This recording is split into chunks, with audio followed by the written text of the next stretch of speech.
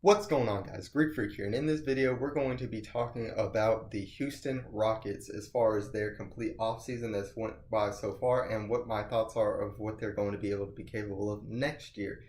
As we all know, they went to a 7-game series against the Golden State Warriors, being up 3-2 until the Chris Paul injury. Now, before I get deep into this video, I just want to give you guys a reminder, since it is the offseason of the NBA and I will be posting up alerts for different things, make sure that if you want to be notified of any of the videos, that you subscribe, hit the bell button to be notified of all my videos. But back into the video, as we all know, as far as the Chris Paul injury, we do know the fact that as far as them, they obviously liked what they had coming out of him. He played great, I felt like, for many games of the playoffs, as far as leading up to the Western Conference Finals. And they showed that by signing him to a 4-year max contract. Now, obviously, I feel like it was an okay deal, but in many cases, I feel like there's a little bit of a downside to that. And another move that I feel like many people are going to overlook. And with the 4-year deal with Chris Paul, we all know the fact that Chris Paul has an injury history. He's been playing less games for the last 3 years as far as in the total amount of regular season games. And he's missed games in the postseason for the last 2. So, I mean, this is very much very coincidental as far as the playoffs situation. I'm not saying the fact that he can't play in the playoffs or anything. But another thing is the losing of Trevor Ariza to the Phoenix Suns. Now, as many people do know, he did not have that great of a Western Conference playoff series because of the low shooting. I felt like he made a few key turnovers that were pretty bad for them, but it's another 3-point shooter that they very much well need. And whenever you're talking about a player in Chris Paul who will need to sort of, I feel like, the rest of many cases, I think the fact that will end up hurting them as far as the regular season, trying to endure the whole entire team. But I don't think it will be that much of a key difference. The key difference as far as what I expect the Rockets to do, I don't expect the same regular season as they did this year. I don't think that they're going to try to win as many games as possible, as they proved they could win on the road against the Golden State Warriors. So I don't think that they're going to be fighting for that number 1 seed directly. And with the Warriors, as far as them, I've said in my previous videos, I think that they have gotten better, but obviously to start the season, they're not going to have a better team than they did last year until DeMarcus Cousins comes back, and we have to see how he does come back.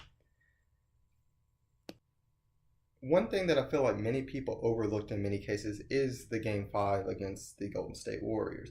I know that this is a little bit late as far as how I'm going to be going over this, but I will give you a quick little recap as far as what directly happened. As many people believe in the fact that Chris Paul had a very great game that game.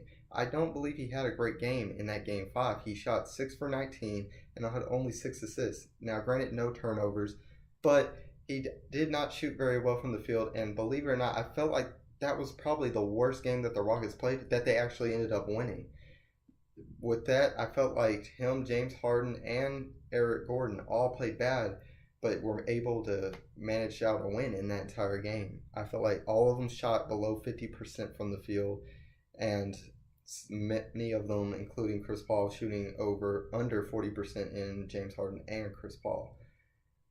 With that, many things, many people thought that he had a very great game. He actually did not have a great game in that game. So I feel like we have to really look at that and keep a key mind in there.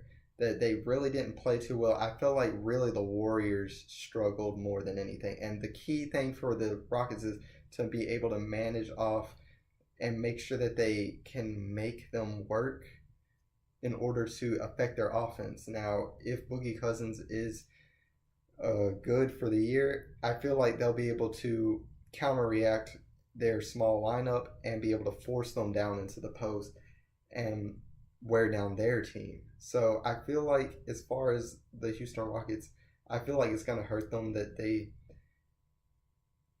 signed Chris Paul to this big deal and didn't add an additional piece or anything like that.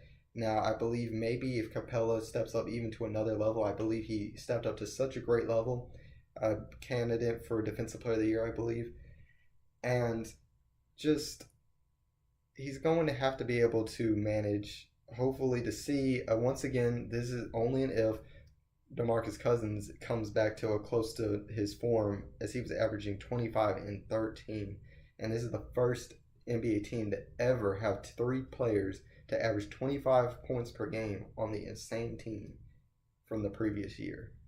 So, guys, tell me what your guys' thoughts are on the Houston Rockets. Do you think the fact they'll have a chance of being able to dethrone the Golden State Warriors, and do you think they can end up winning the NBA championship next year? Do you like what they've done in the offseason? Do you think that they should have done a little bit more? And if you enjoyed the video, leave a like and subscribe to become part of the Greek Army today. And as always, this is Sparta.